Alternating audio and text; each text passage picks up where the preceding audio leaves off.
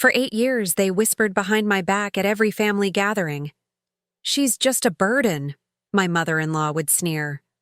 "What does she even contribute to this family?" They saw my quiet demeanor, my simple clothes, my reluctance to speak up during their boisterous conversations, and they decided I was worthless, dead weight dragging down their precious son. But what they didn't know was that every month, I was quietly writing checks that would save lives. And when the truth finally came out in that hospital waiting room, their laughter died in their throats as the doctor shook my hand and said words that changed everything. I'd love to know which corner of the globe you're watching from. And if this story speaks to you, make sure to subscribe. Tomorrow's video is one you absolutely can't miss. My name is Brittany Martinez, and I'm 34 years old. If you saw me at a family barbecue or holiday dinner, you'd probably think the same thing my husband's family thought for nearly a decade. Quiet, unremarkable, maybe even boring. I'm the woman who sits in the corner with a polite smile, nursing the same glass of lemonade for 3 hours, nodding along to conversations I'm rarely invited to join. I met my husband David at a community college library in Tucson, Arizona. He was studying engineering, cramming for finals with textbooks scattered across a table meant for 4 people. I was there researching grant applications for medical research facilities, something I'd been doing as a volunteer since my teenage years. When he asked if I could help him understand a particularly complex physics problem, I didn't hesitate. 3 hours later, we were still talking, and I realized I'd found someone who saw past my reserved exterior. David was everything his family expected him to be. Tall, charismatic, the kind of man who could command a room without raising his voice. He came from the Hendersons, a family that prided itself on achievement and status. His father, Robert Henderson, owned a successful chain of auto repair shops across Arizona and New Mexico. His mother, Patricia Henderson, had been a real estate agent for over 20 years and could sell a house to someone who already owned 3. His younger sister, Amanda Henderson Clark, was a marketing executive who never missed an opportunity to remind everyone about her MBA from Arizona State. And then there was me, Brittany Martinez, daughter of a single mother who cleaned office buildings at night and took care of elderly neighbors during the day. I grew up in a small apartment in South Phoenix, where the air conditioning only worked half the time and dinner often consisted of whatever was marked down at the grocery store. But my mother, Isabella Martinez, taught me something the Hendersons never learned. True wealth isn't measured in bank account balances or the size of your house. It's measured in the impact you have on other people's lives. When David brought me home to meet his family for the first time, I wore my best dress, a simple navy blue outfit I'd bought at a thrift store and carefully altered to fit. Patricia looked me up and down with barely concealed disappointment, while Robert shook my hand with the enthusiasm of someone greeting a parking meter. Amanda immediately launched into a detailed account of her recent promotion, making sure I understood exactly how successful she was, and by implication, how unsuccessful I appeared to be. "So, Brittany," Patricia said during dinner, pronouncing my name like it left a bad taste in her mouth, "what do you do for work?" I explained that I worked part-time as a research assistant at the University of Arizona Medical Center, helping coordinate clinical trials and manage patient data. It wasn't glamorous work, and it certainly didn't pay much, but it connected me to something I was passionate about: medical research. The painstaking process of finding cures, developing treatments, giving hope to families facing impossible diagnoses. Robert barely looked up from his steak. "So, like, filing papers?" "More like analyzing treatment outcomes and helping coordinate funding proposals," I replied quietly. Amanda laughed, not entirely kindly. "Funding proposals? You mean like asking for money?" I felt David's hand squeeze, mine under the table. "Brittany's really good at what she does," he said. But I could hear the slight defensiveness in his voice, as if he felt the need to protect me from his own family. That night, as we drove back to David's apartment, he tried to reassure me. They just need time to get to know you. My mom can be a little protective, and Amanda's always been competitive. They'll come around. But they never did. Over the next 8 years, as David and I dated, got engaged, and eventually married in a small ceremony that his family attended with visible reluctance, I became the family burden. The quiet wife who didn't contribute to conversations about real estate deals or business expansion plans. The woman wore the same 3 dresses in rotation to family events because, as Patricia once whispered to Amanda within earshot, she obviously can't afford anything better. They developed a cruel shorthand for discussing me. At Christmas dinners, when I offered to help in the kitchen, Patricia would wave me away with a dismissive, "Oh, don't worry about it, dear. We've got everything handled." But I could see the eye rolls, the subtle head shakes she shared with Amanda. The unspoken message was clear. We don't trust you with anything important.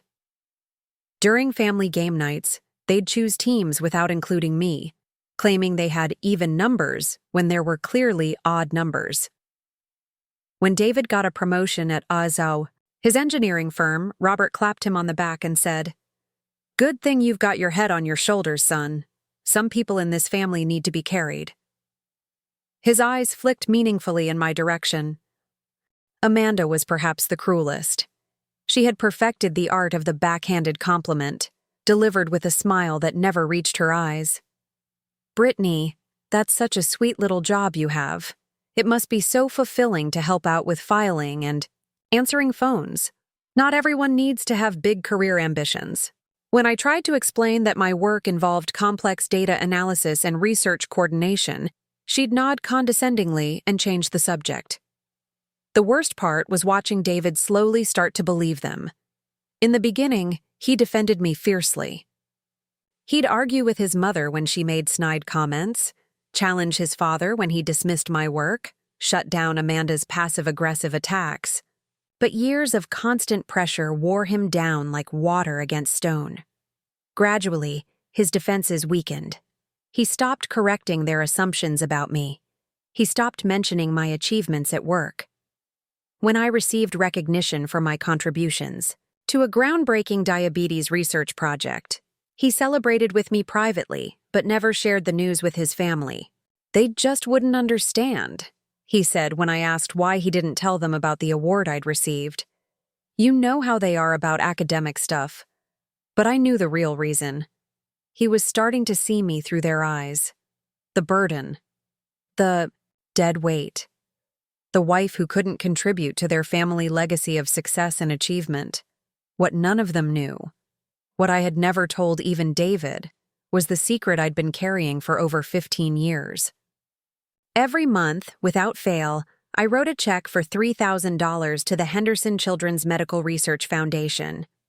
Not because it was named Henderson, that was pure coincidence, but because they were doing revolutionary work in pediatric cancer treatment. Work that had personal meaning to me in ways the Henderson family could never imagine.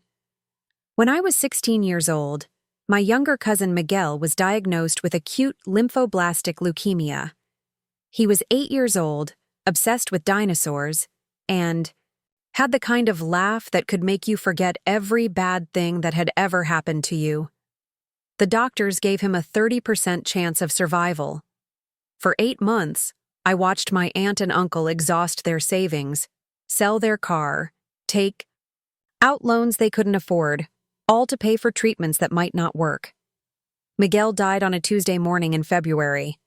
I was holding his hand when he took his last breath, and I made him a promise that I've kept every day since. I promised that other families wouldn't have to choose between bankruptcy and their child's life. I promised that I would do everything in my power to fund the research that could save the next Miguel, and the one after that, and all the ones who would come after them. The $3,000 I sent each month represented 60% of my monthly income. I lived in a small apartment, drove a 12-year-old Honda Civic with a dent in the passenger door, bought my clothes at thrift stores, and ate peanut butter sandwiches for lunch every day because every extra dollar went to medical research. I didn't do it for recognition or tax deductions or to feel good about myself. I did it because somewhere, There was another 8-year-old who loved dinosaurs, and maybe my money would help keep him alive. Over the years, my contributions had funded 3 major research projects. The first developed a new protocol for early detection of childhood leukemia that increased survival rates by 40%. The second created a less invasive treatment option that reduced the severe side effects of chemotherapy in young patients.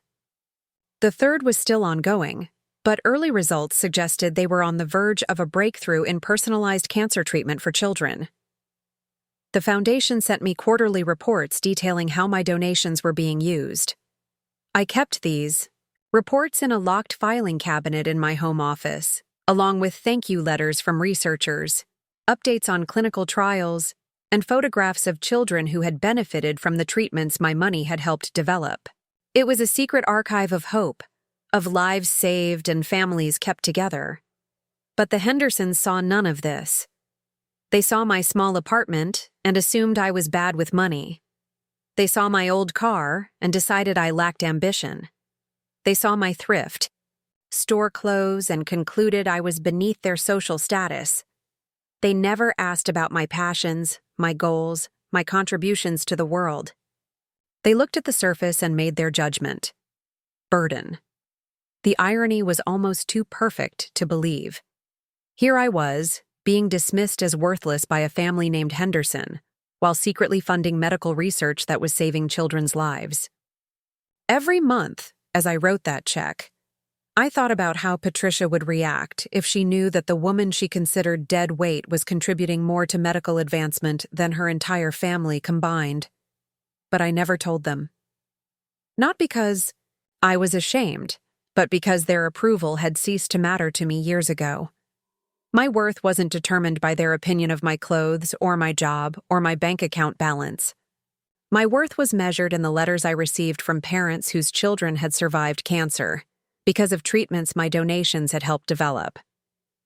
The foundation had been trying to arrange a meeting with me for months. Dr. Sarah Chen, the lead researcher, wanted to thank me in person for my contributions and discuss a new project they were hoping to launch, but I had always declined. I preferred to remain anonymous, to let my money speak instead of my words. I had no way of knowing that everything was about to change, that a single phone call on a Thursday morning would shatter the careful anonymity I'd maintained for over a decade. Within 24 hours, I would be standing in a hospital waiting room, watching the Henderson family's world collapse around them as the truth of who I really was finally came to light.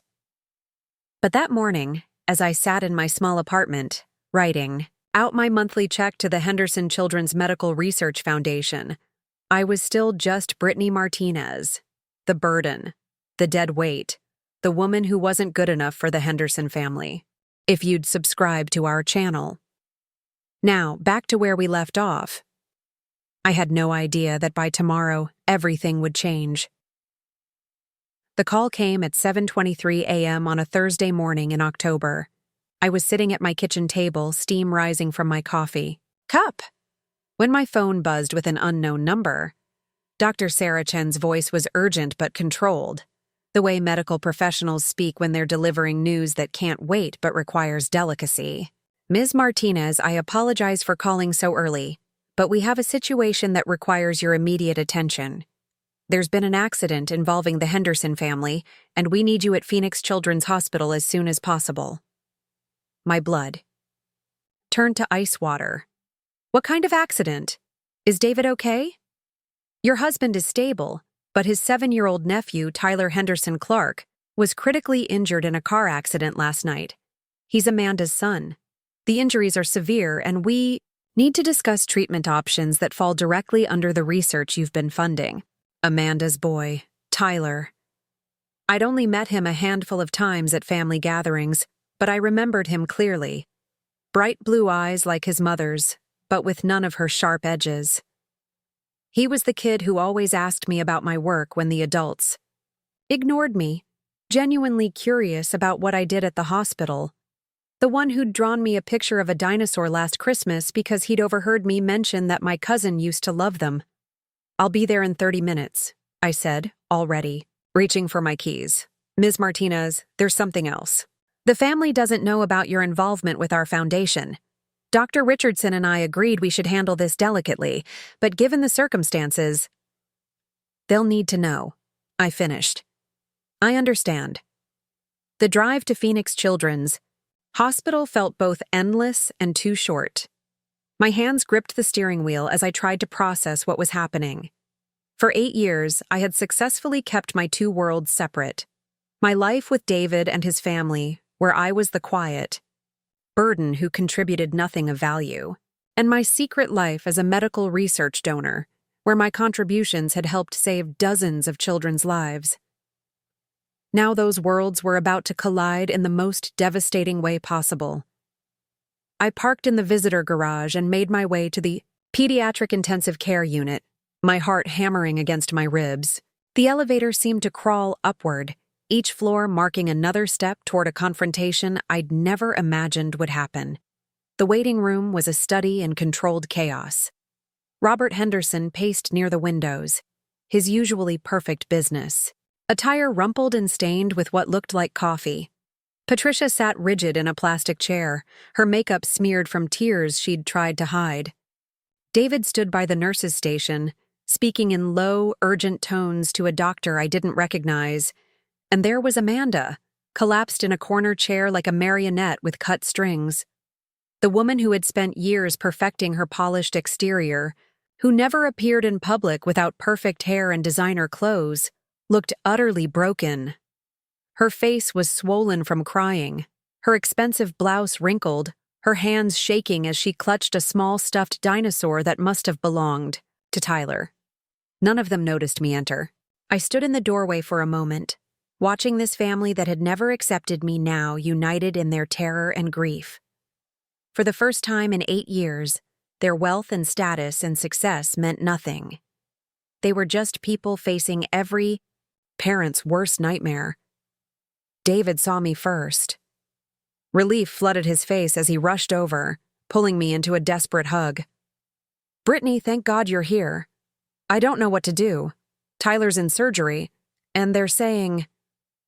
His voice broke. "They're saying it might not be enough." Before I could respond, a voice behind us spoke with quiet authority. "Ms. Martinez?" I turned to see Dr. Sarah Chen approaching, a woman in her early 40s with kind eyes behind wire-rimmed glasses. I'd seen her photograph in the Foundation's quarterly reports, but we'd never met in person. Behind her was Dr. Richardson, the pediatric oncologist whose research I'd been funding for 3 years. "Thank you for coming so quickly," Dr. Chen said, extending her hand. "I know this is difficult, but we need to discuss Tyler's condition and the treatment options available through your research initiatives." The Henderson family froze. I could feel their eyes turning toward me, confusion replacing their grief momentarily. Patricia was the first to speak, her voice sharp despite her emotional state. "I'm sorry, but who are you? This is a family matter." Dr. Chen looked at me questioningly, waiting for my lead. I took a deep breath, knowing that the next few minutes would change everything forever. "Dr. Chen, Dr. Richardson, this is my husband David Henderson and his family. David, this is Dr. Sarah Chen from the Henderson Children's Medical Research Foundation." "Henderson?" Robert stepped forward, his business instincts kicking in despite the circumstances. "Are you affiliated with our family somehow? I don't recall." "Any medical foundation." Dr. Richardson cleared his throat. "Mr. Henderson, the foundation isn't connected to your family name. It's named after Dr. Margaret Henderson, who pioneered pediatric cancer research in the 1980s, but we're here because Ms. Martinez has been our largest individual donor for over 8 years. Her contributions have funded the experimental treatments that might save your grandson's life." The silence that followed was deafening. I watched as the information hit each family member like a physical blow. David's mouth fell open. Patricia blinked rapidly as if trying to clear her vision. Amanda looked up from her chair, the stuffed dinosaur still clutched in her hands. Robert was the first to find his voice. "That's impossible. Brittany works part-time at the university. She drives a 12-year-old car. She... He trailed off, the implications beginning to sink in. Ms. Martinez has donated over $300,000 to pediatric medical research over the past 8 years, Dr. Chen said quietly.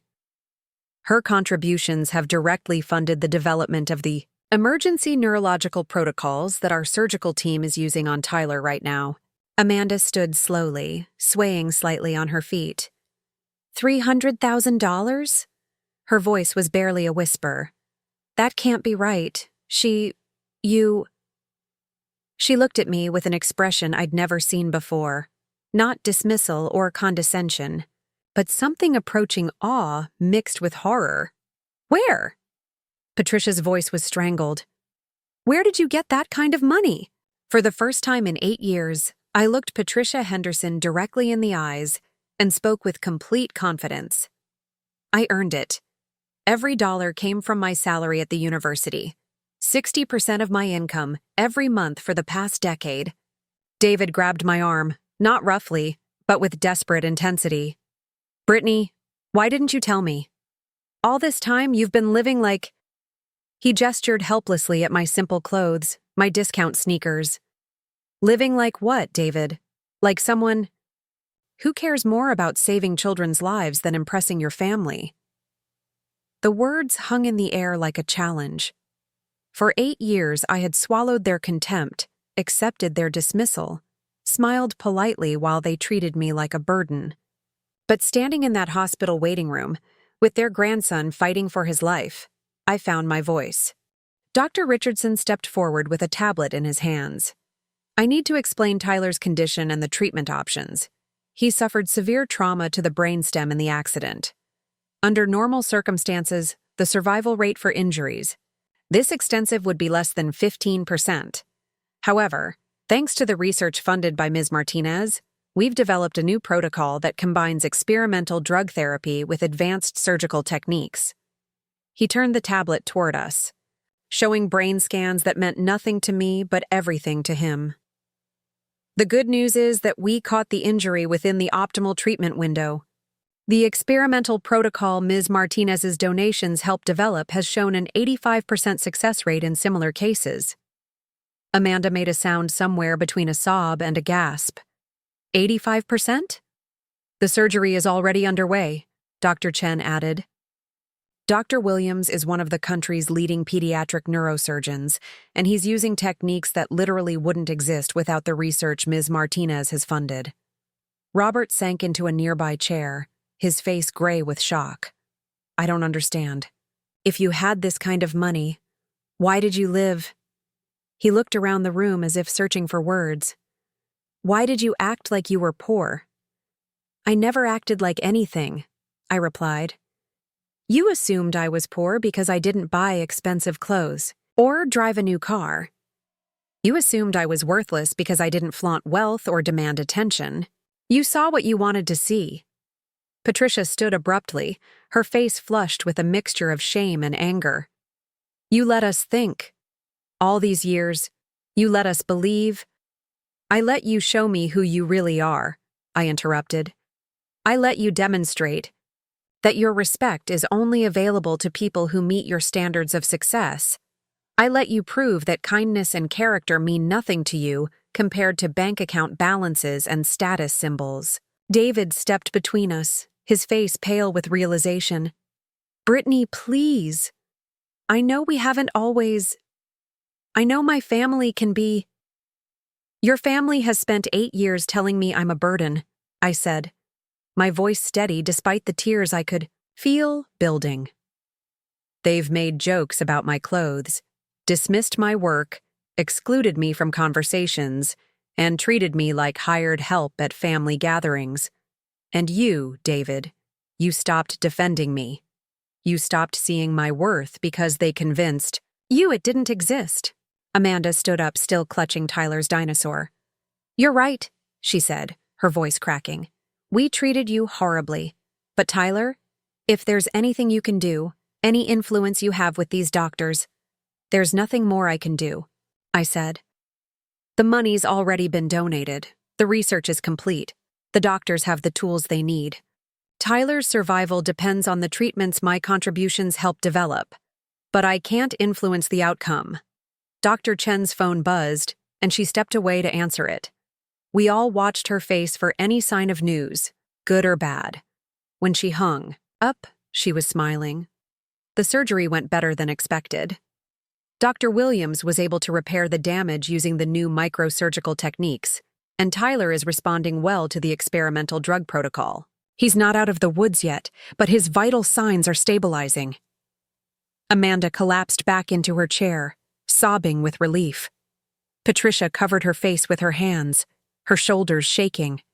Robert wiped his eyes with the back of his hand, trying to maintain his composure. David pulled me close, burying his face in my shoulder. "He's going to be okay," David whispered. "The next 24 hours will be critical," Dr. Richardson said. "But yes, we have every reason to be optimistic. The protocol is working exactly as we hoped." As the immediate crisis passed, I could see the Henderson family beginning to process what they'd learned. Their grandson was alive because of research I had funded.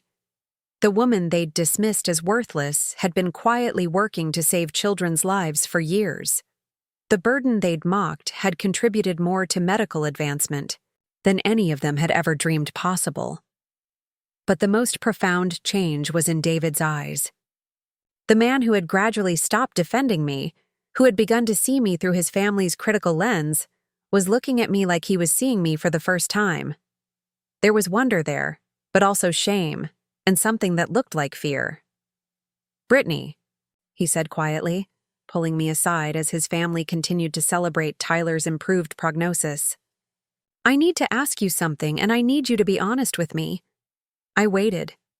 All these years, when they said those things about you, when they treated you like you didn't matter, why didn't you tell them? Why didn't you tell me? I looked at the man I'd married, the man I'd loved despite his family's cruelty, the man who had slowly begun to question my worth because others couldn't see it. Because the moment I had to prove my value to earn your family's respect was the moment their respect became worthless to me. His face crumpled as the full weight of what I was saying hit him. I mean that love shouldn't require a resume, David. Respect shouldn't depend on net worth. And if your family needed to see my bank statements to treat me like a human being, then their opinion of me was never worth having." He stared at me in silence, and I could see him replaying 8 years of family gatherings, 8 years of cruel comments he'd stopped defending me against, 8 years of slowly adopting his family's view of the woman he'd married. In the distance, we could hear Amanda on the phone with her husband, crying as she told him Tyler was going to be okay. Patricia and Robert were talking in low voices, their heads close together, probably trying to process how completely they'd misjudged the woman they'd dismissed as a burden. But David and I stood in our own bubble of reckoning, both of us realizing that our marriage would never be the same. The breaking point had been reached, and there was no going back to the way things were. The question now was whether we could find a way forward. The 24 hours following Tyler's surgery passed in a strange, suspended reality.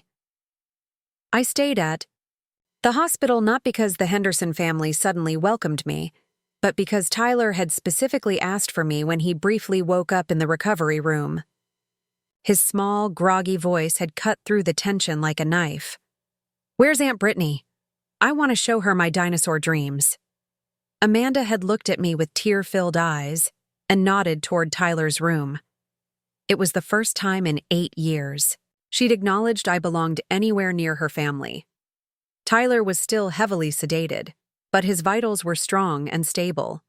The experimental treatment protocol was working exactly as Dr. Richardson had predicted. Every hour that passed brought more hope, more evidence that the research I'd funded had saved this little boy's life. But while Tyler recovered, the Henderson family imploded. It started with whispered conversations in the hospital corridor. Robert and Patricia huddled near the vending machines, their voices low, but their gestures animated. I caught fragments as I passed by on my way to get coffee. 8 years, Patricia. 8 years we've been. How were we supposed to know? She never said anything. $300,000. Where did we go wrong? Amanda sat alone in Tyler's room most of the time, staring at her son's peaceful face while clutching that stuffed dinosaur. When she looked at me, I saw something I'd never seen before. Genuine remorse.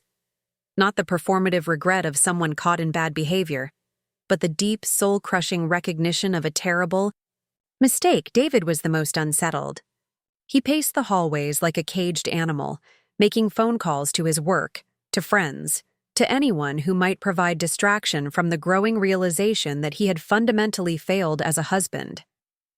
Every few hours, he would approach me with the obvious intention of having the conversation, but each time he seemed to lose his nerve. I remained calm through it all. Not because I wasn't processing what had happened, but because for the first time in 8 years, I felt genuinely at peace. The truth was out. The exhausting performance of pretending their cruelty didn't hurt me was over. I could finally stop shrinking myself to fit into their narrow definition of acceptable. On the second morning, as Tyler continued his remarkable recovery, Dr. Chen found me in the family waiting area. She carried a thick folder and wore the expression of someone about to deliver news that would change everything again. "Ms. Martinez, do you have a moment? There's something we need to discuss." We found a quiet conference room away from the Henderson family chaos. Dr. Chen placed the folder on the table between us and opened it to reveal newspaper clippings, medical journal articles, and what appeared to be official documents. "What is all this?" I asked. "This is the impact of your donations over the past 8 years. I thought you should see the full scope of what you've accomplished." She spread the papers across the table like a timeline of medical breakthroughs.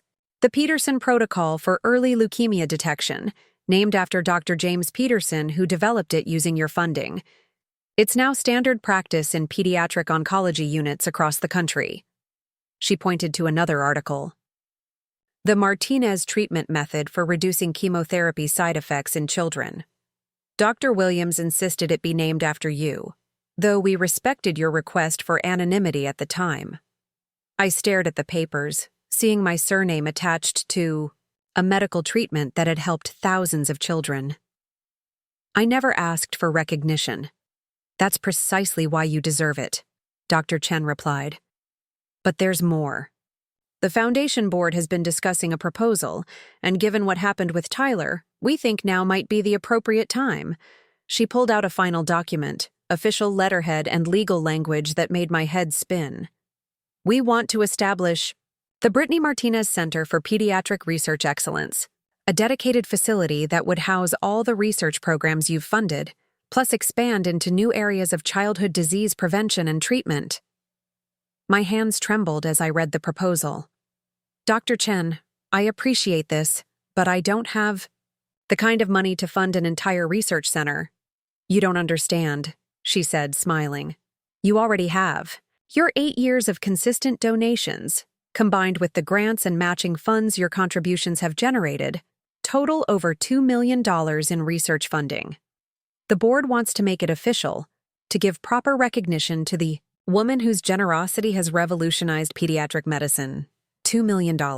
I had never calculated the full impact of my monthly donations, never considered the multiplier effect of grant matching and federal funding that piggyback on private donations. Sitting in that conference room, I realized I hadn't just been contributing to medical research. I had been single-handedly driving it. "There's one more thing," Dr. Chen continued. "The center would come with an endowment that would fund your position as Director of Research Initiatives. The salary would be $180,000 annually, plus benefits and research budget." I couldn't speak. For 8 years, I had lived on 40% of my modest university salary, sacrificing everything for the hope that my money might save lives. Now, I was being offered financial security beyond anything I'd ever imagined, along with the chance to directly oversee the research I'd been funding from a distance. "I need time to think about this," I managed to say. "Of course. But Brittany, You should know that this offer isn't charity or pity. You've earned this position through your contributions and your demonstrated commitment to pediatric medicine. The board has been wanting to bring you into active leadership for years. When I returned to the waiting area, I found the Henderson family in the middle of what appeared to be a heated discussion. They fell silent as I approached, but the tension was palpable. Robert was the first to speak. "Brittany, we need to talk. All of us." They had arranged chairs in a circle, like some kind of family intervention. David patted the empty seat beside him, but I chose to stand near the window instead. Patricia cleared her throat. Her usual commanding presence diminished. "We owe you an apology, all of us. What we've learned about your contributions, it changes everything." "Does it?" I asked. "Because yesterday, when you didn't know about the donations, Tyler was still your grandson. I was still David's wife. Your treatment of me wasn't based on what I could contribute financially. It was based on your assessment of my worth as a person." Amanda shifted uncomfortably in her chair. "We were wrong. Completely, horribly wrong. We judged you without knowing anything about who you really are." "You judged me based on exactly who I am," I corrected. "You saw a quiet woman who wore simple clothes and drove an old car, and you decided that made me less valuable than you.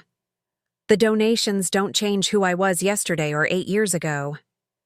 They just change your opinion of me now that you know I have money." Robert leaned forward, his business instincts kicking in. "But surely you understand our confusion. You live like someone who's struggling financially. We had no way of knowing." "You had every way of knowing," I interrupted. "You could have asked about my work instead of dismissing it. You could have shown interest in my life instead of excluding me from conversations.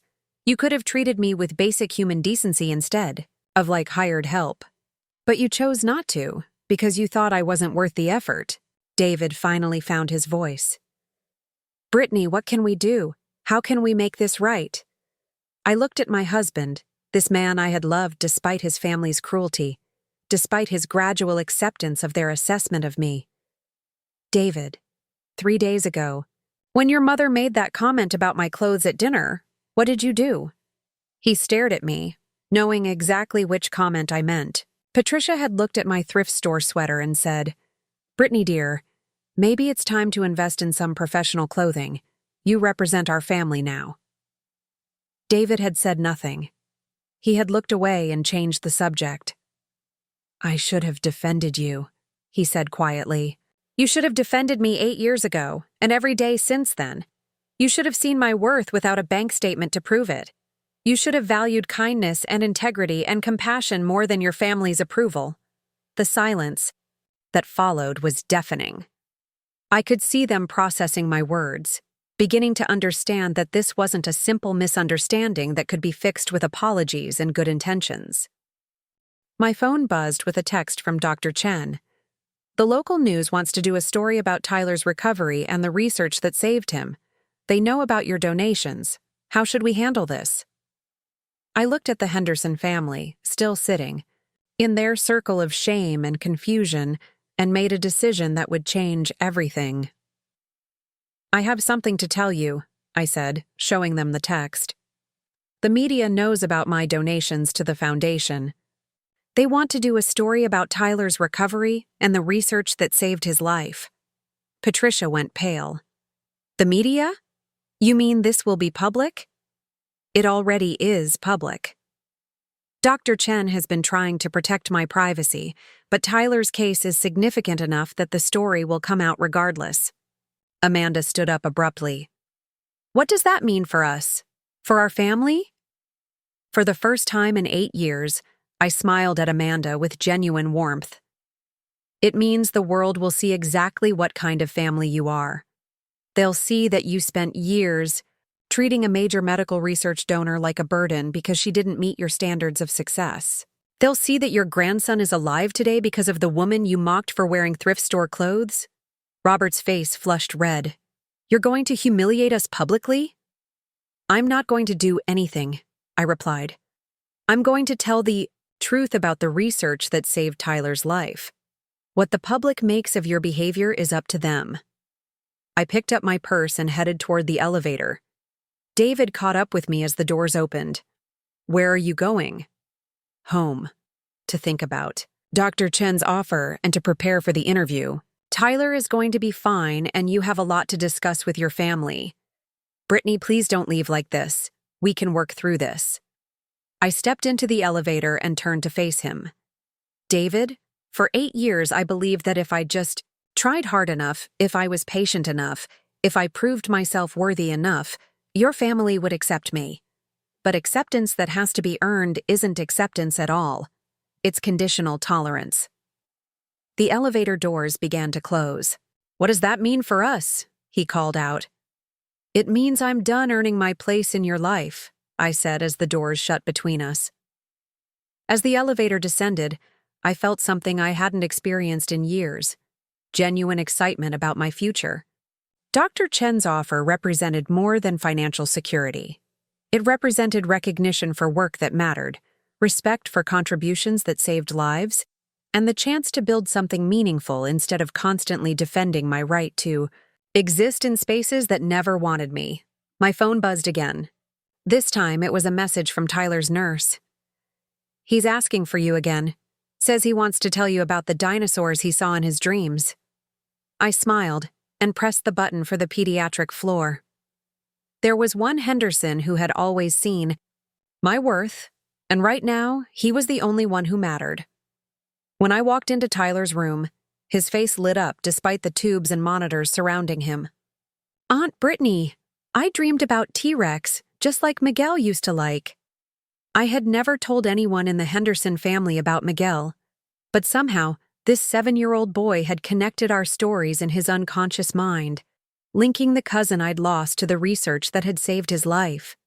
Tell me about the dinosaurs, Tyler, I said, sitting beside his bed. As he launched into an elaborate description of his dinosaur dreams, I realized that this was what real family felt like. Not the obligation and performance and conditional acceptance I'd experienced with the Hendersons, but genuine connection based on shared stories and mutual affection. Tyler fell asleep mid-sentence, exhausted but healing.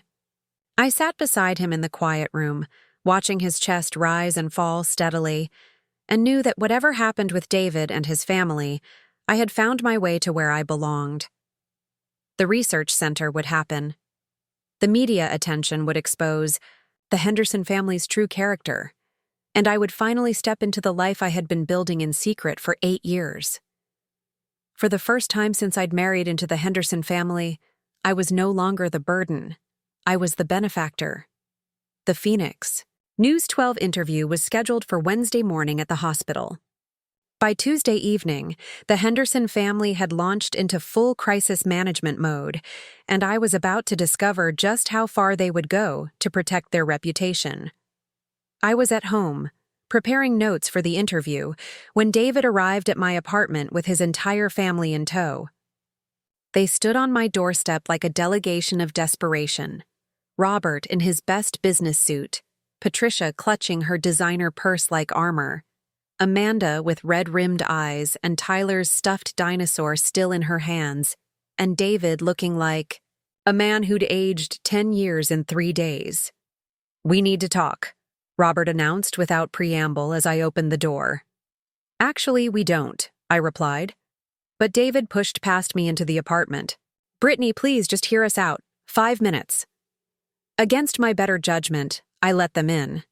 They arranged themselves in my small living room like an awkward boardroom meeting, Robert taking charge as if this were a business negotiation. "We've been thinking about the interview tomorrow," he began, his tone carrying the authoritative cadence he used in his auto shops. "We think it would be best for everyone if you focused on the medical breakthrough rather than personal family dynamics." I sat across from them, noting how they had unconsciously formed a united front against me, even now. "And why would I do that?" Patricia leaned forward, her voice taking on the artificial sweetness she used when trying to manipulate service workers. "Darling, we all said things we regret. but airing family business in public helps no one. Think about Tyler. Do you want his recovery story overshadowed by family drama? Tyler's recovery story is the family drama, I said calmly. A child nearly died, was saved by research I funded, while his family spent years treating me like garbage. That's the story. Amanda spoke up, her voice shaky but determined. We'll make it right, Brittany. We'll tell everyone how wrong we were. We'll make public apologies. But please don't destroy us in the media. I studied Amanda's face, seeing genuine fear beneath her usual polish. For the first time, it occurred to me that she might actually understand the gravity of what they'd done, not just to me, but to their own moral character. Amanda, what exactly do you think I'm going to tell them? We don't know, she whispered. That's what scares us. David moved to sit beside me on the couch, his proximity feeling strange after days of emotional distance. Britt, I know I've failed you. I know my family has been terrible, but we can fix this privately. We don't need to involve the whole city. I looked at my husband, this man who still didn't understand that the problem wasn't their treatment of me in private.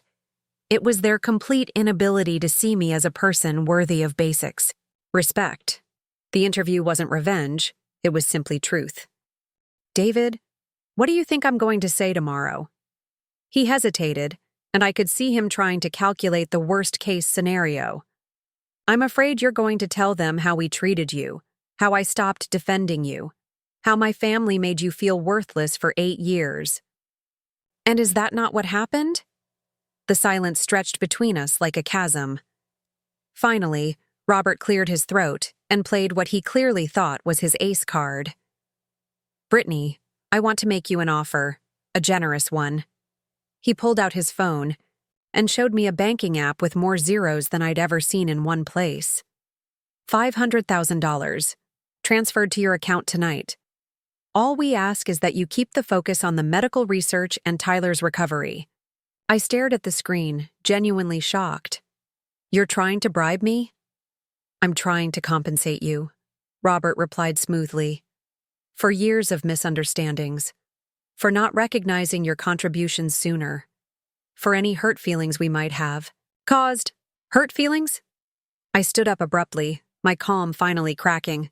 You think this is about hurt feelings? Patricia jumped in, sensing an opening. We know we weren't always welcoming, dear, but we're family now, and families protect each other. I laughed, a sound with no humor in it. Family? For 8 years, you made it clear I wasn't family. I was the help. I was David's burden. I was the woman who wasn't good enough for your dinner table conversations. Amanda stood up too, clutching Tyler's dinosaur. But we know better now. We see who you really are. No, I said firmly. You see my bank account. You see my donations. You see the media attention that could destroy your reputation. But you still don't see me. David tried one more approach, his voice breaking with what sounded like genuine emotion. Brittany, I love you. I know I haven't shown it lately, but I do.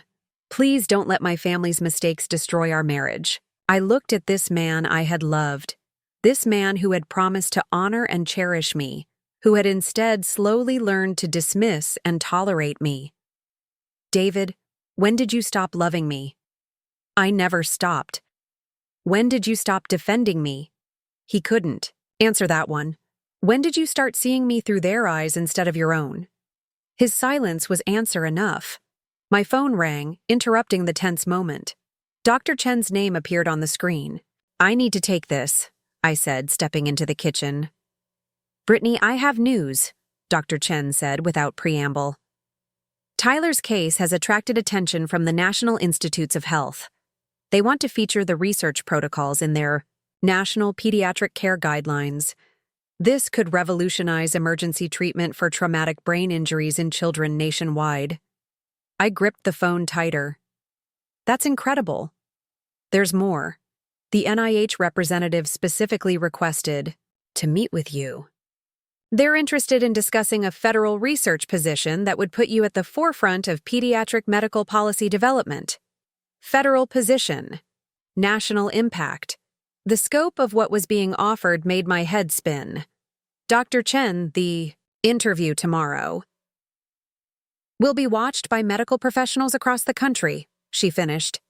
Brittany, you're about to become one of the most influential voices in pediatric medicine. The world is going to know your name. When I returned to the living room, the Henderson family was huddled in urgent conversation. They fell silent as I approached, their faces reflecting a mixture of hope and terror. "Who was that?" David asked. "The NIH wants to meet with me about a federal research position." Robert's face went white. "The federal government?" "Pediatric medical policy development. National scope." I could see them processing this information, realizing that their local damage control efforts were about to become irrelevant on a much larger scale. Patricia tried one last manipulation tactic. "Brittany, think about what this means for David's career. He's up for a partner at his engineering firm. A scandal like this could ruin his professional prospects." I turned to David, waiting for him to object to his mother using his career as emotional blackmail. Instead, I saw him nod slightly, as if he agreed with her approach. That's when I knew our marriage was truly over. "David," I said quietly, "do you want me to protect your career by lying about how your family treated me?" He looked down at his hands. "I just want us to get through this." "There is no us anymore," I said. "There's you, trying to protect yourself from the consequences of your choices. And there's me, finally free to tell the truth." Amanda stood up abruptly, tears streaming down her face. "You're going to destroy us, aren't you? You're going to ruin our family because we weren't nice enough to you." I looked at this woman who had spent years perfecting the art of cruelty disguised as concern, who was now facing the possibility that her behavior might have real consequences. "Amanda, I'm going to tell the truth about Tyler's recovery and the research that saved his life. I'm going to talk about the importance of medical research funding and the children whose lives have been saved by these protocols. If that ruins your family, it's because you built your reputation on a foundation of lies." Robert stood up, his business mask slipping to reveal genuine panic. "You don't understand what you're doing. Our businesses, our social standing, our children's futures." "Your children's futures?" I interrupted. "Tyler's future was saved by research I funded while you mocked my thrift store clothes. Maybe it's time your priorities got realigned." Patricia made one final attempt at control. "If you do this interview, you'll regret it. People will see you as vindictive, bitter, a woman who destroyed a family because she felt slighted." I smiled at her, genuinely amused by how little she understood about what was happening. "Patricia, by Thursday morning, I'll be fielding calls from the National Institutes of Health about reshaping pediatric medicine in America. Do you really think I'm worried about your opinion of my character?" They left shortly after that, a defeated family finally understanding that their 8 years of casual cruelty had consequences they never anticipated. David lingered at the door, looking like he wanted to say something that might change everything. "Brittany, if you do this interview—" "What, David?" "If I tell the truth about our marriage, our family dynamics, the way you all treated me, everything will change." Everything has already changed. 8 years ago, when you decided your family's approval mattered more than your wife's dignity. Yesterday, when you discovered I'd been funding medical research while you thought I was worthless. Tonight, when you chose to protect your career instead of defending our marriage. He stepped closer, desperation clear in his eyes. "What can I do? Tell me what you need from me." I looked at this man I had once loved completely, this man who had gradually learned to see me as less than I was, and felt nothing but profound sadness for what we'd lost. "I needed you to see my worth 8 years ago. I needed you to defend me against your family's cruelty. I needed you to love me enough to choose me over their approval." I paused, letting him absorb my words. "But mostly, David, I needed you to be the man I thought I married." After he left, I sat alone in my apartment, reviewing my notes for the interview. My phone buzzed constantly with messages, more interview requests, congratulations from colleagues at the university who had heard about the NIH interest, and surprisingly, a text from Tyler. Amanda had apparently given him her phone to record a voice message. His 7-year-old voice, still weak but bright with excitement, filled my quiet apartment. "Aunt Brittany, Mommy told me you're going to be on TV talking about how you helped the doctors fix my brain. I want everyone to know you're the best aunt ever and you saved me like a superhero. I drew you a picture of a T-Rex wearing a doctor coat. I can't wait to see you." I played the message 3 times, each repetition strengthening my resolve. Tyler understood something his family had missed for 8 years, that heroism isn't about grand gestures or public recognition. It's about quiet consistency, about showing up day after day to do the work that matters, even when no one is watching. Tomorrow, the world would learn about the research that had saved Tyler's life. They would hear about the importance of medical funding and the breakthroughs that had revolutionized pediatric care. And yes, they would learn about the family dynamics that had kept me hidden in plain sight for 8 years. But most importantly, they would see that worth isn't determined by designer clothes or expensive cars or social status. It's determined by the impact you have on other people's lives, the quiet sacrifices you make for causes bigger than yourself, and the strength to stand up for truth even when it's uncomfortable. I had spent 8 years being the Henderson family's burden. Tomorrow, I would begin my new life as Brittany Martinez, medical research advocate, NIH consultant, and the woman whose donations have revolutionized pediatric medicine. The burden was about to become the beacon, and there was no going back. Chapter Phoenix News.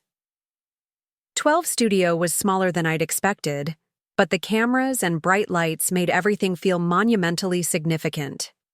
I sat across from journalist Maria Santos, a woman known for her incisive interviews and refusal to accept surface-level answers.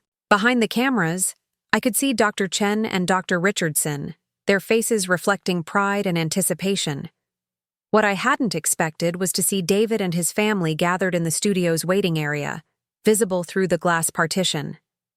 They had come to witness the interview that could reshape their lives, their faces a mixture of dread and morbid curiosity. "We're live in 30 seconds, Maria said, adjusting her earpiece.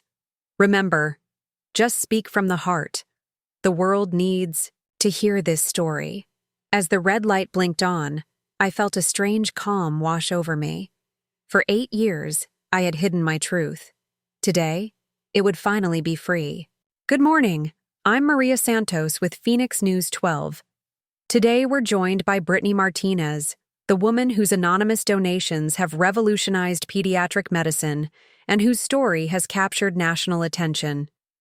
Brittany, thank you for being here. Thank you for having me, Maria." Let's start with Tyler Henderson Clark, the 7-year-old boy whose life was saved using protocols you helped fund. Can you tell us about that night? I took a breath, centering myself on Tyler's bright eyes and dinosaur dreams rather than the family watching from behind the glass. Tyler suffered severe brain trauma in a car accident. Under normal circumstances, his survival chances would have been less than 15%. But thanks to research funded through the Henderson Children's Medical Research Foundation, doctors were able to use experimental protocols that gave him an 85% chance of recovery. And you've been funding this research for how long? 8 years. 60% of my monthly income, every month, totaling over $300,000 in direct donations. When you factor in matching grants and federal funding that my contributions generated, the total impact is over $2 million. Maria leaned forward, her journalistic instincts clearly engaged. That's an extraordinary sacrifice for someone working part-time at a university. What motivated such generosity? My cousin Miguel died of leukemia when he was 8 years old. I watched my family exhaust their savings trying to save him, and I promised myself that other families wouldn't have to choose between bankruptcy and their child's life.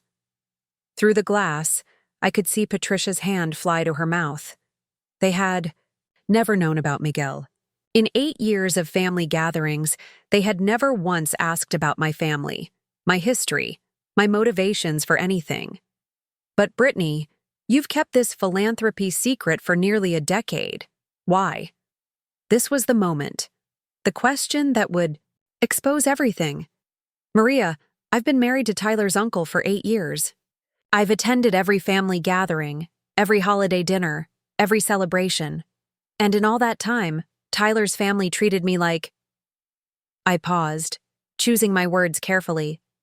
They made it clear that they didn't value my contributions to their family or to the world. Can you elaborate on that? I looked directly into the camera, knowing that thousands of people were watching, knowing that the Henderson family's carefully constructed reputation was about to crumble. They called me just a burden. They mocked my clothes, dismissed my work, excluded me from family photos and conversations.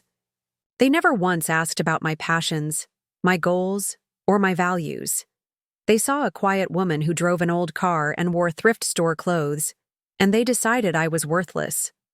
Maria's eyes widened slightly. So Tyler's family had no idea that you were funding medical research? None whatsoever. They were so focused on material displays of success that they never looked deeper. I was saving children's lives while they criticized my appearance. Behind the glass, I could see Robert slumped in his chair, Amanda crying silently, and David staring at the floor in apparent shock. That must have been incredibly painful, Maria said gently.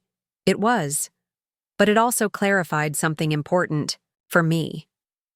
When your worth has to be proven through bank statements and status symbols, the respect you receive isn't really respect at all. It's conditional acceptance based on external validation. Tell us about the moment they discovered your donations. Tyler was in surgery, fighting for his life.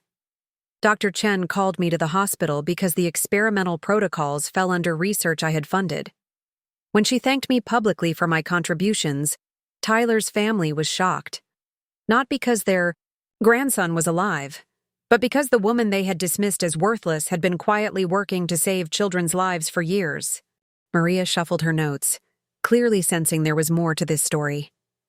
How did they react to this revelation?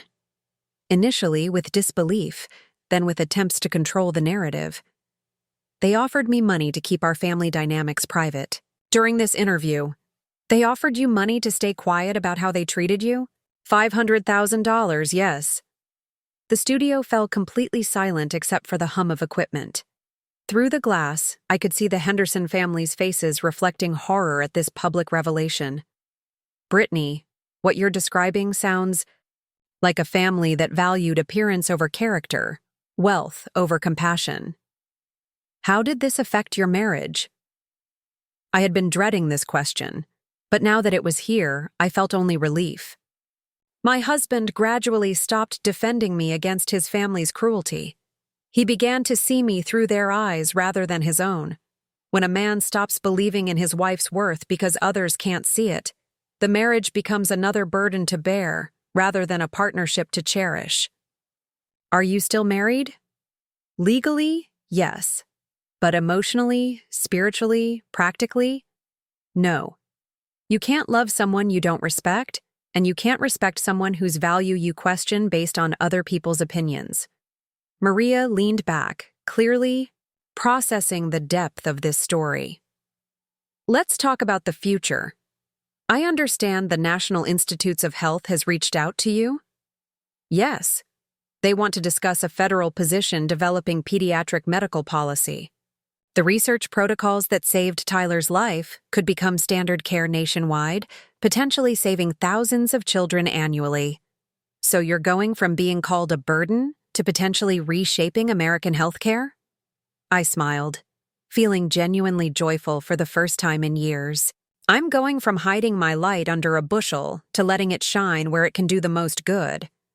What would you say to other people who feel undervalued or dismissed by their families?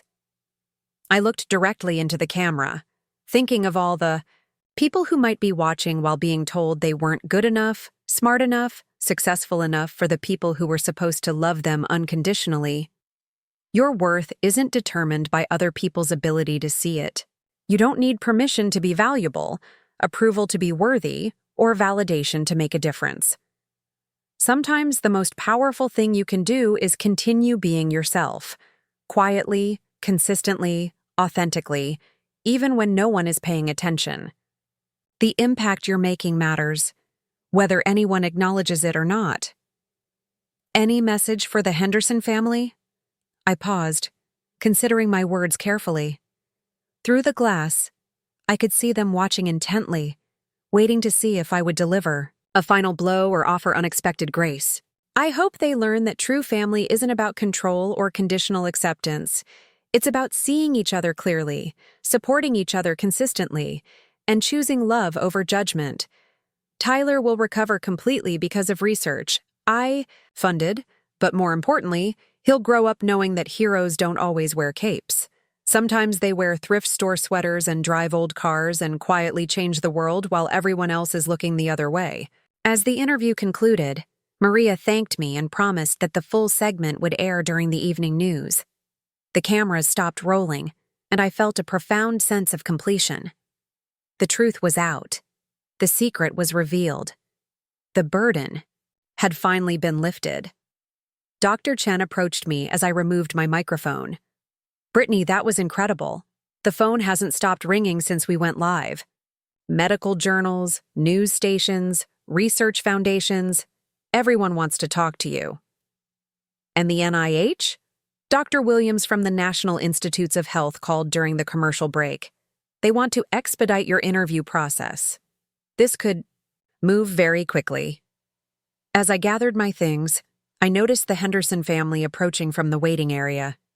David led the group, his face ashen, his usual confidence completely absent. "Brittany, can we please talk?" "Privately?"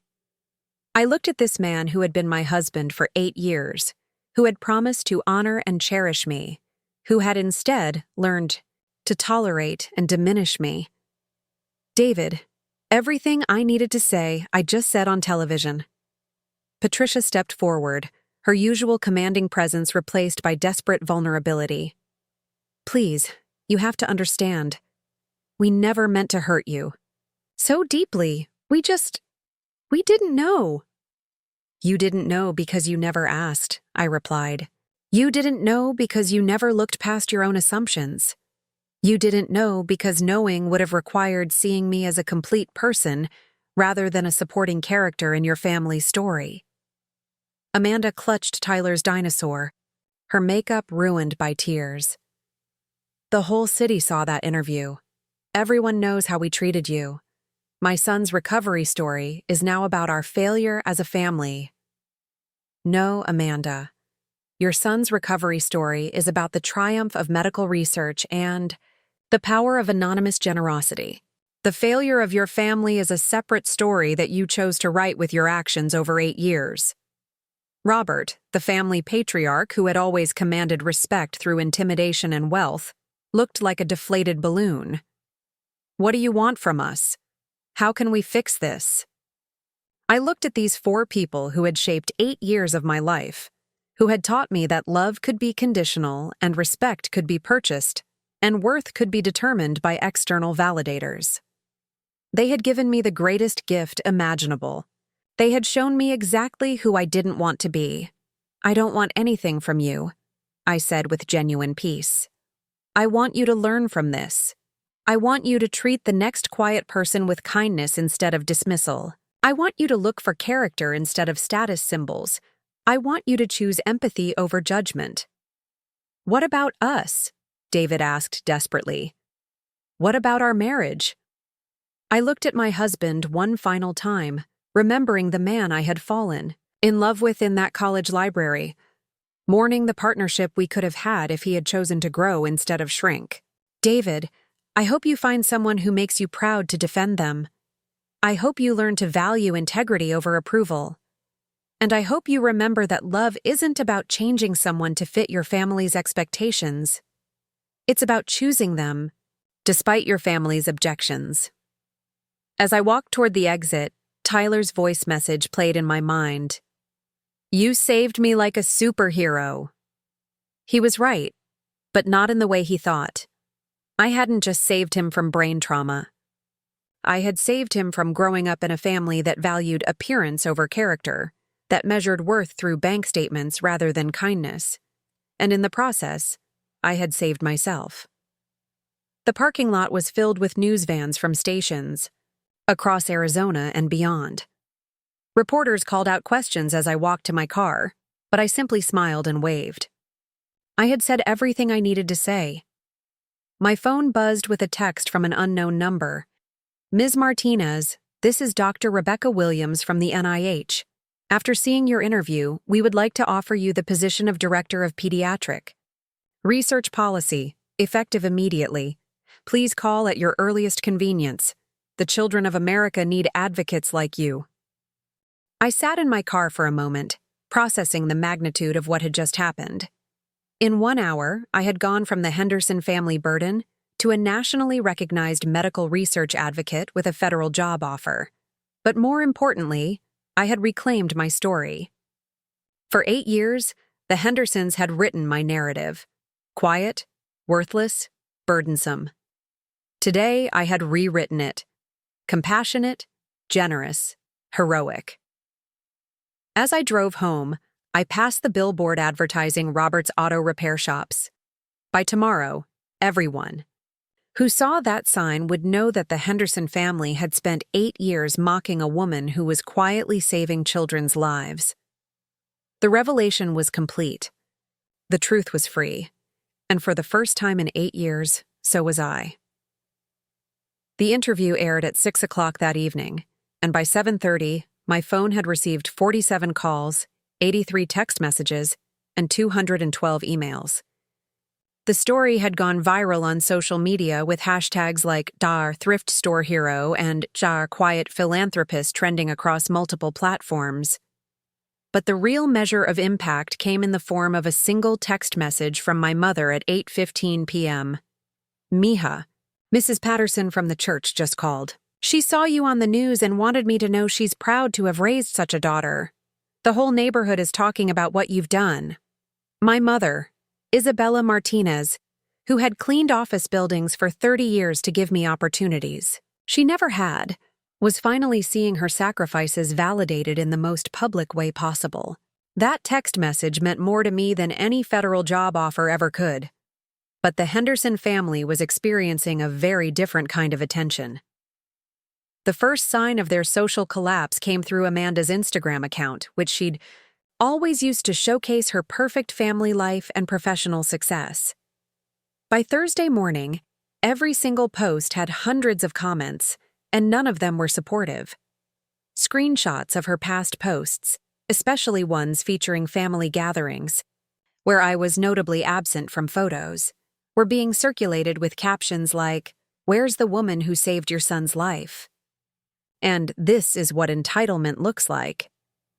Amanda's carefully curated image as a successful marketing executive and devoted mother crumbled within 24 hours.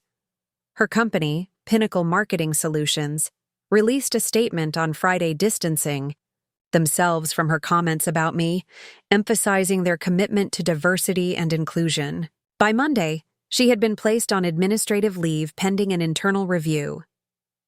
Patricia's real estate empire faced an even swifter reckoning. The luxury market in Phoenix is built on reputation and social connections, and both were evaporating rapidly. Her Thursday morning listing appointment was canceled via text. "After seeing the news, we've decided to work with someone who better represents our values." By Friday, 3 more clients had fired her, and her real estate office received dozens of calls from people demanding to know if they shared Patricia's views about charitable giving and family loyalty. The local newspaper, the Arizona Republic, ran a follow-up piece on Saturday titled "The Martinez Effect: How One Woman's Generosity Exposed a Family's Character." The article included interviews with medical professionals who had worked with research I'd funded, children who had benefited from the treatments I'd supported, and social workers who had witnessed the impact of my donations. Dr. Peterson, whose Early detection protocol had been named after him, but funded by me, went on record saying, "Brittany Martinez has saved more children's lives than most doctors will in their entire careers." The idea that anyone could dismiss her as a burden shows a fundamental misunderstanding of what makes someone valuable to society.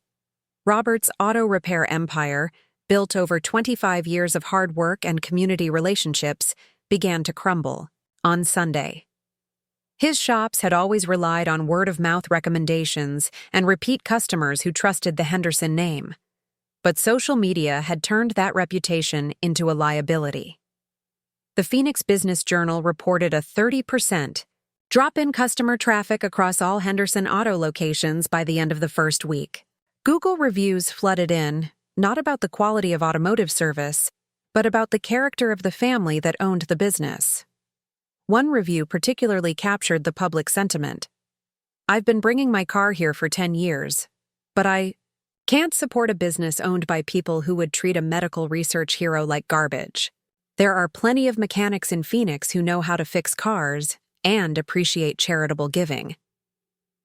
But perhaps the most devastating consequence was what happened to David's engineering career. Morrison and Associates had been courting him for a senior partnership, a promotion that would have secured his professional future and financial success. The interview aired on Wednesday. By Friday, David received a call from the managing partner requesting a meeting. "David, we need to discuss the situation with your family," Mr. Morrison said, according to what David later told me during one of his desperate phone calls.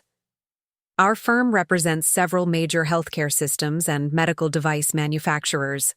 The perception that you or your family doesn't value medical research and charitable giving could create conflicts of interest with our client base."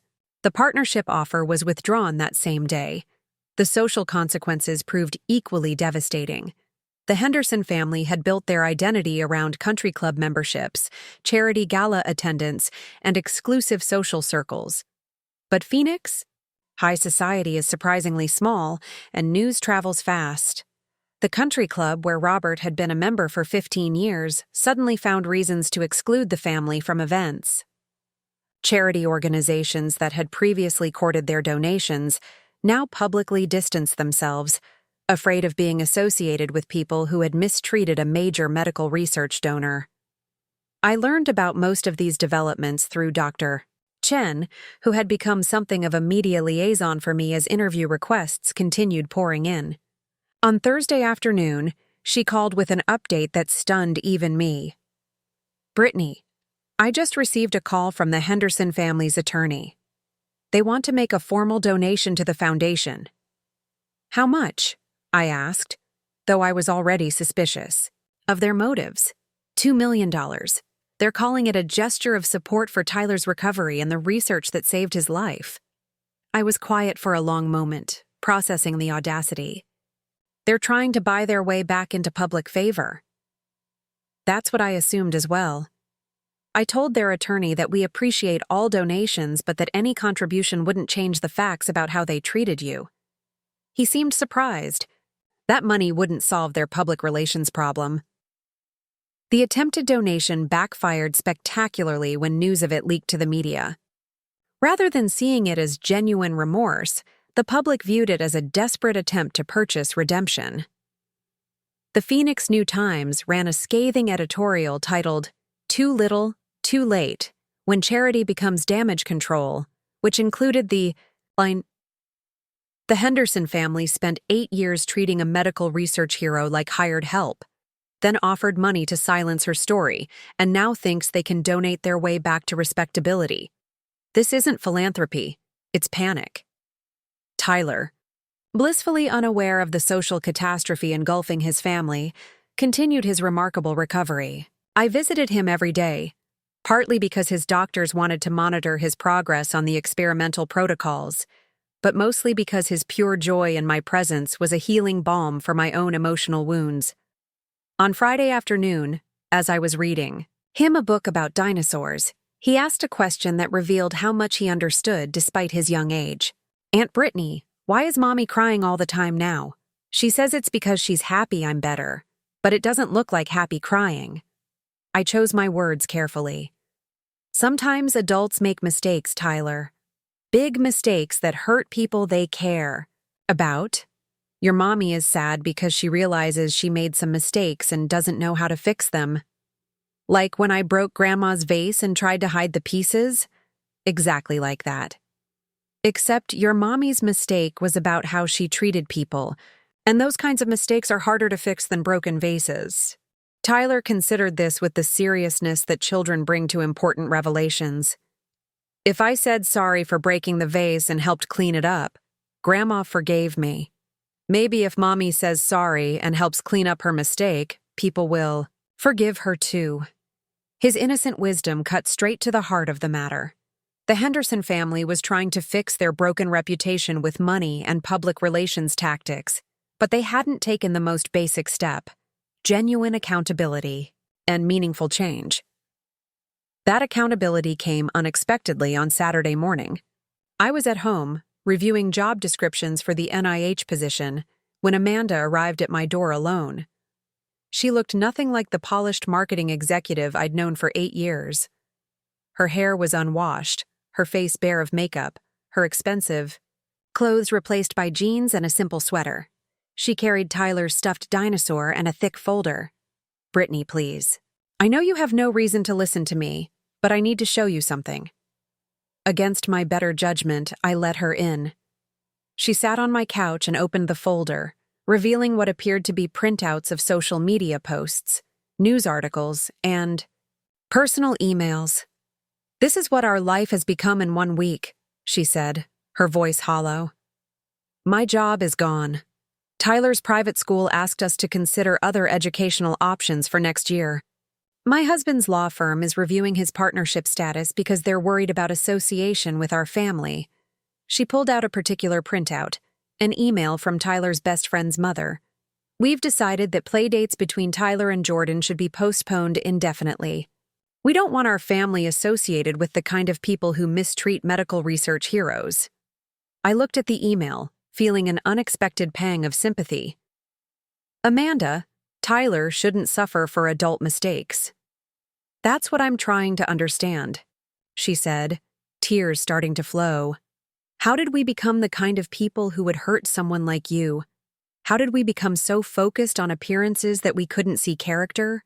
How did we raise Tyler in a family that values the wrong things?" She pulled out another document, what appeared to be a handwritten letter. "I wrote this for Tyler to read when he's older. I want him to understand what happened and why his family fell apart after his accident." I read the letter, which was a painful but honest account of their treatment of me, their value system that prioritized wealth over character, and Amanda's recognition that their behavior had been cruel and inexcusable. It was the first genuine accountability I'd seen from any member of the Henderson family. "Amanda, why are you showing me this?" "Because I need you to know that at least one of us understands that we were wrong. Not wrong about misunderstanding your financial situation, wrong about how we treated another human being, wrong about what makes someone valuable, wrong about what kind of family we wanted to be." She stood up, leaving the folder and Tyler's dinosaur on my coffee table. "I'm not asking for forgiveness. I'm not asking you to fix our reputation or make the consequences go away. I'm asking you to help me understand how to be better, so Tyler doesn't grow up to be the kind of person who would treat someone the way we treated you." After she left, I sat with her letter for a long time. It was the first acknowledgement from the Henderson family that addressed their behavior rather than its consequences, their character rather than their reputation, their responsibility rather than their victimhood. My phone rang, interrupting my thoughts. It was Dr. Williams from the NIH. "Ms. Martinez, I hope I'm not calling too late. I wanted to discuss the timeline for your position. Given the national attention your story has received, we'd like to expedite your start date. Could you be in Washington, D.C. by Monday?" "Monday? That's only 2 days away." "I understand it's sudden, but we have a pediatric healthcare summit on Tuesday where your presence would be invaluable.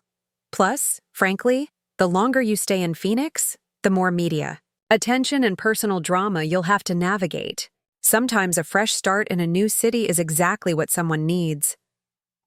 As I hung up the phone, I realized she was right. Phoenix had become a fishbowl where my private pain had become public entertainment, where the Henderson family's social destruction was being played out in real time, where Tyler's recovery story had been overshadowed by adult failures and consequences. But more than that, I was ready to step into the life I had been building in secret for 8 years. The federal position would allow me to impact pediatric medicine on a national scale, to advocate for the kind of research that had saved Tyler and could save thousands of other children. I looked at Amanda's letter one more time, then picked up Tyler's stuffed dinosaur. There was one more conversation I needed to have, one more goodbye to say, before I could finally close the chapter on my life as the Henderson family burden and begin my new story as a national advocate for children's medical research. The consequences for the Henderson family were still unfolding, but my own transformation was complete. I was no longer defined by their treatment of me. I was defined by the work I chose to do, the lives I chose to impact, and the future I chose to build. On Sunday, I would visit Tyler one last time. On Monday, I would fly to Washington, D.C. and begin reshaping American pediatric healthcare policy. The burden had become the beacon, and the light was about to shine brighter than anyone had ever imagined possible. Sunday morning at Phoenix Children's Hospital carried a different energy than the chaos of the previous week. The media trucks had finally departed. The hallways had returned to their normal rhythm of healing and hope, and Tyler Henderson Clark was sitting up in bed, coloring a picture of what he claimed was the biggest T-Rex who ever lived. "Aunt Brittany," he called out as I entered his room, his face lighting up with the pure joy that only children can express. "Look what I made for you." The drawing showed a massive dinosaur wearing what appeared to be a stethoscope and a cape, standing next to a much smaller figure with long brown hair. "That's you," he explained proudly. "And that's the dinosaur doctor you helped make to fix my brain." I sat beside his bed, marveling at how children could distill complex truths into simple, beautiful metaphors. "Tyler, I have something to tell you. I'm going to be moving to Washington, D.C. tomorrow to help doctors all over the country take better care of kids who get hurt or sick." His face fell slightly. "Will I still see you?" "I'll come visit whenever I can, and you can call me anytime. Plus, when you're older, maybe you can come visit me in Washington and see where the important decisions about children's medicine get made." "Like the president?" "Exactly like that. I'm going to work with people who make rules to help doctors save more kids like you." Tyler considered this with characteristic seriousness. "Will you tell them about Miguel and the dinosaurs?" I had told Tyler about my cousin during one of our hospital visits, sharing the story that had motivated 8 years of secret donations. He had listened with the intense focus children reserve for truly important information.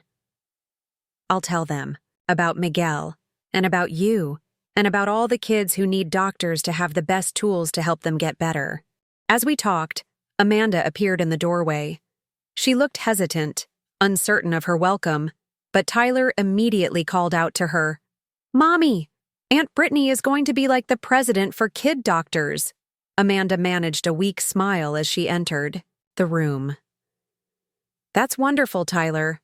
Aunt Brittany is going to help a lot of children." I could see the weight of the past week in Amanda's posture, the way she moved like someone who had discovered that everything she thought she knew about herself was wrong.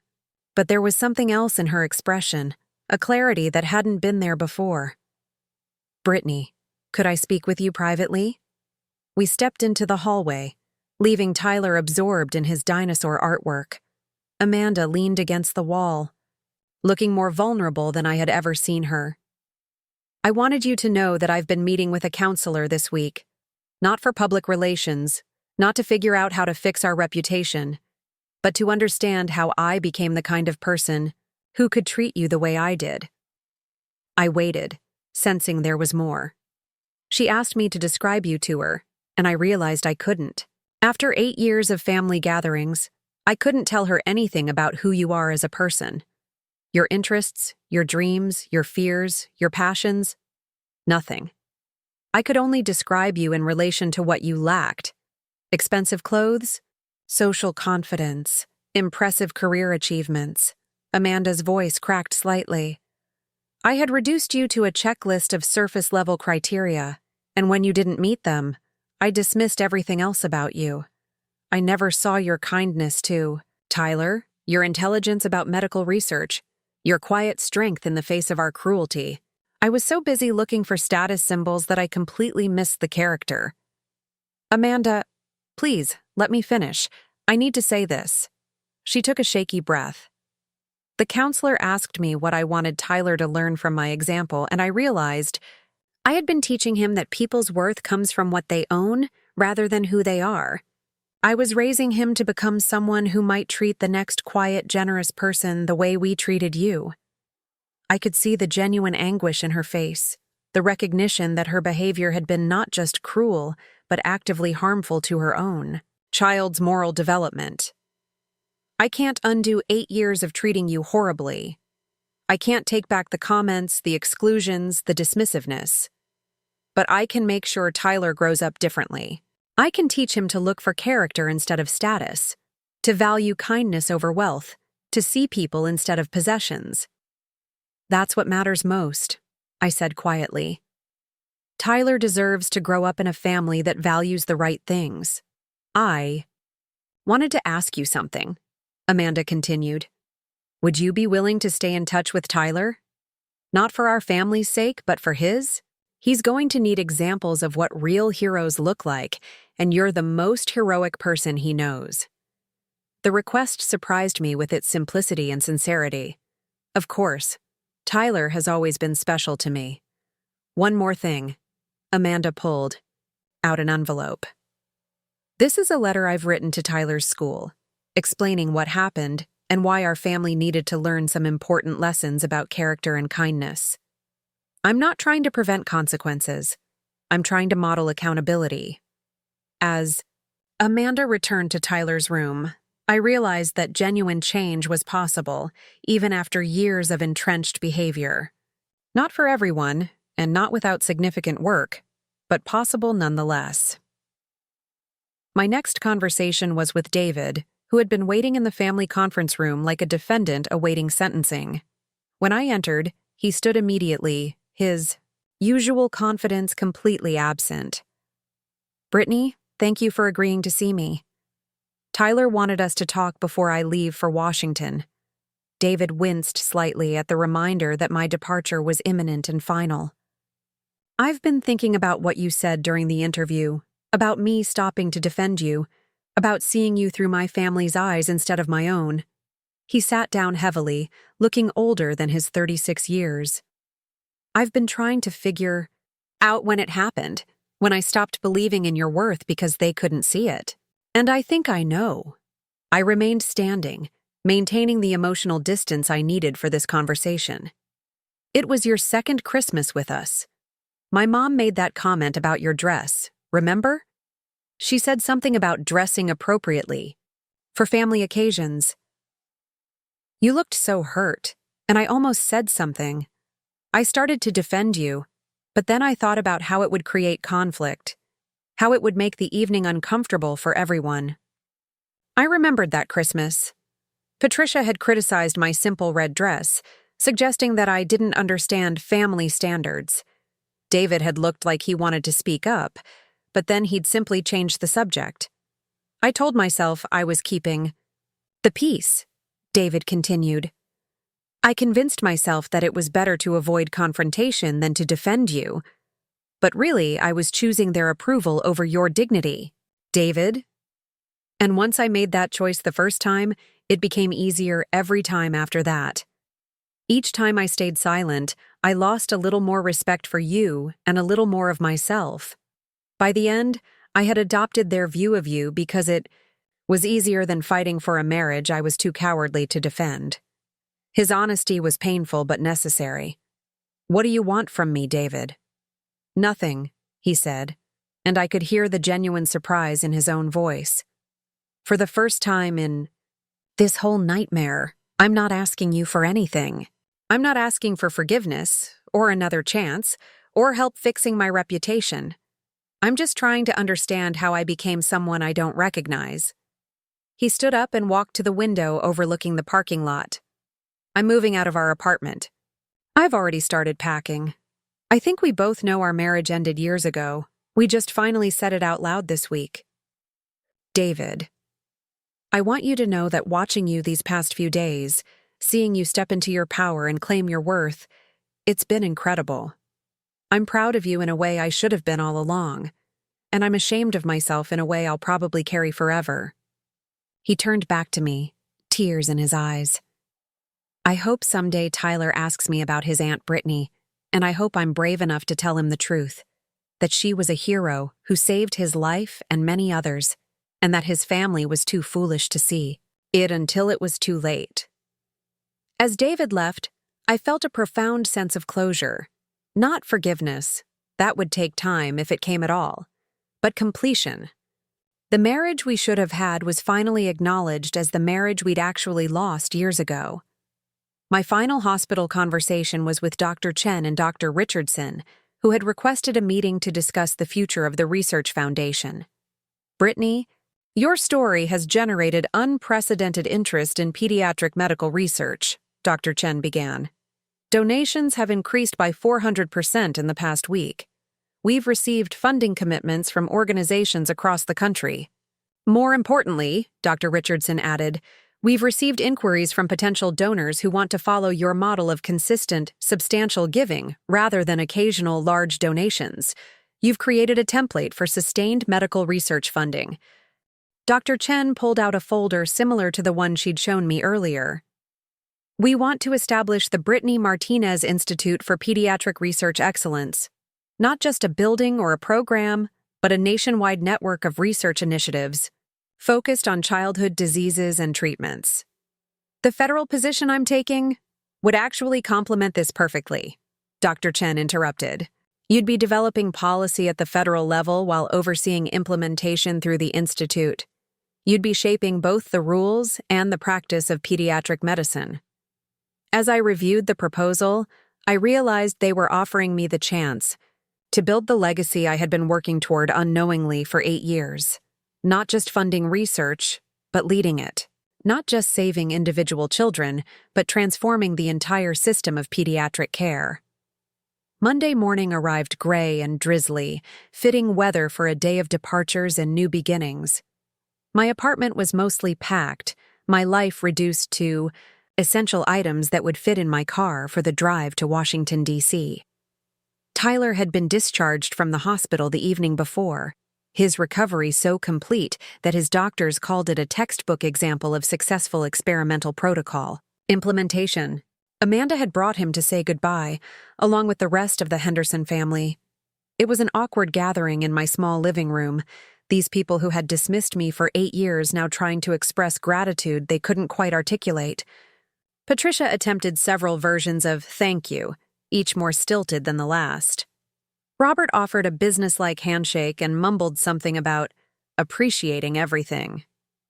David stood by the window, maintaining the respectful distance we had established, but Tyler, oblivious to adult complexities, launched himself into my arms with pure enthusiasm. I'm going to miss you so much, Aunt Brittany. But I'm going to tell everyone at school that my aunt is the most important doctor helper in the whole country. I'm going to miss you too, Tyler. Remember what we talked about? About being kind to quiet people because they might be heroes in disguise. Amanda smiled through tears at her son's interpretation of our conversations. It was exactly the lesson she needed him to learn. As they prepared to leave, Amanda handed me a small wrapped package. This is from Tyler, but it's from all of us too. Inside was a new stuffed dinosaur, this one wearing a tiny white coat with Dr. Brittany embroidered on the pocket. Tyler had also included a drawing of the two of us in Washington, D.C., standing in front of what appeared to be the White House, surrounded by children holding hands.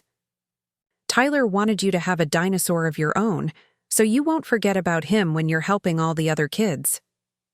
As if I could ever forget the little boy whose near death had revealed my life's purpose and exposed 8 years of hidden truth. After they left, I sat in my empty apartment for a few minutes, processing the magnitude of what had changed in just 1 week. I had entered this story as the Henderson family burden, the woman whose worth was measured by their inability to see it. I was leaving as Dr. Brittany Martinez, Federal Pediatric Research Policy Director, founder of a national research institute, and advocate for children's medical care across America. My phone buzzed with a text from my mother. "Mija, I saw the news about your new job. Your father would be so proud. You've honored his memory by helping children the way he always wanted. To help people. Te amo." I had rarely spoken about my father, who had died when I was 12. He had been a maintenance worker at a children's hospital, and he used to tell me stories about the brave kids he met while fixing equipment in the pediatric wards. "Someday, Mija," he would say, "you'll find a way to help kids like these. It's the most important work in the world." It had taken me 22 years, but I had finally found that way. The drive to Washington, D.C. took 3 days, with stops in New Mexico, Texas, and Virginia. At each hotel, I checked the news coverage of my story, watching as it evolved from local interest to national conversation about family dynamics, charitable giving, and the true meaning of worth. A particularly insightful editorial in the Washington Post captured something I hadn't fully articulated myself. The Martinez story isn't just about one family's cruelty or one woman's generosity. It's about a society that has confused wealth with worth, status with character, appearance with reality.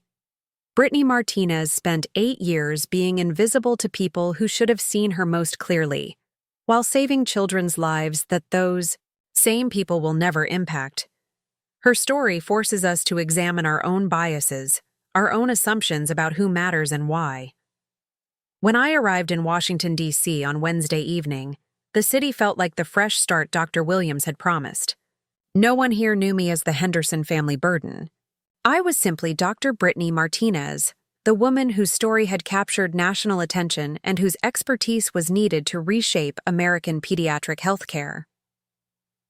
Thursday morning, I walked into the National Institutes of Health building for my first day as Director of Pediatric Research Policy.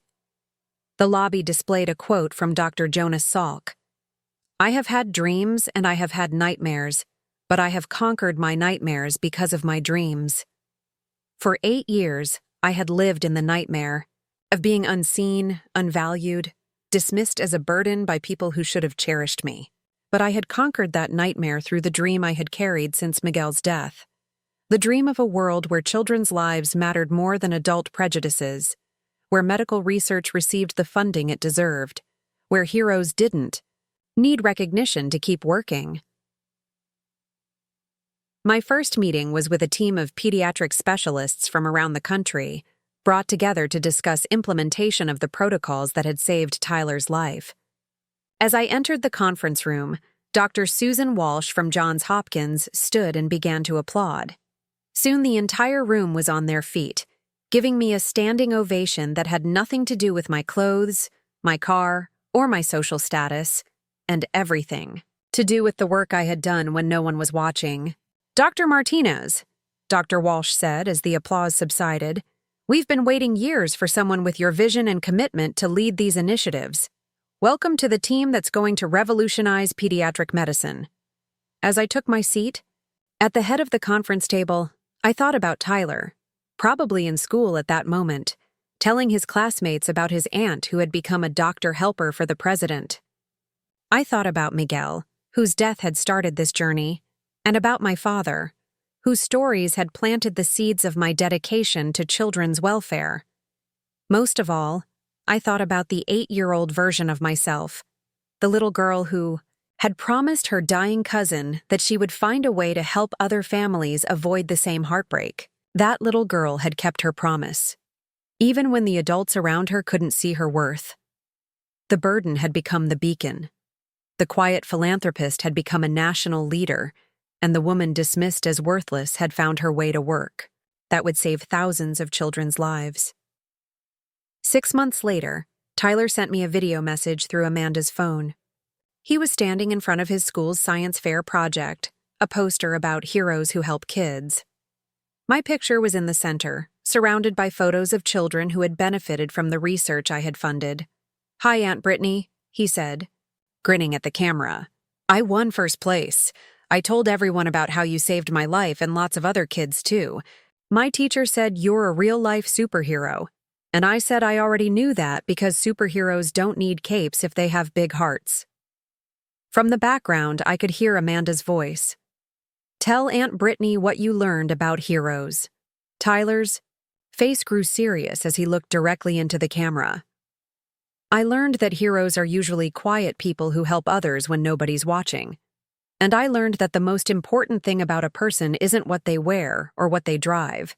It's how they make other people feel safe and loved." As the video ended, I realized that Tyler had learned the lesson I had spent 8 years trying to teach his family. Not through confrontation or demands for respect, but through consistent kindness and quiet strength. The Henderson family had called me just a burden because they couldn't see past surface-level indicators of worth. But Tyler, with the clear vision of childhood, had always seen the truth, that heroes come in all forms, that worth isn't measured in dollars or status symbols, and that the most powerful way to change the world is often the quietest. I had spent 8 years being invisible to people who should have seen me clearly. Now I was visible to the people who mattered most, the children whose lives I was working to save, the researchers whose work I was helping to fund, and the families who would never have to choose between financial ruin and their child's survival. The burden had been lifted, the truth had been revealed, and the work that mattered most was just beginning. In the end, that's what real heroism looks like. Not grand gestures or public recognition, but consistent commitment to making the world better for people you may never meet. The Henderson family had taught me that conditional acceptance isn't acceptance at all, and Tyler had reminded me that the most important audience for your character is often the smallest one. I was no longer the woman who wasn't good enough for the Henderson family.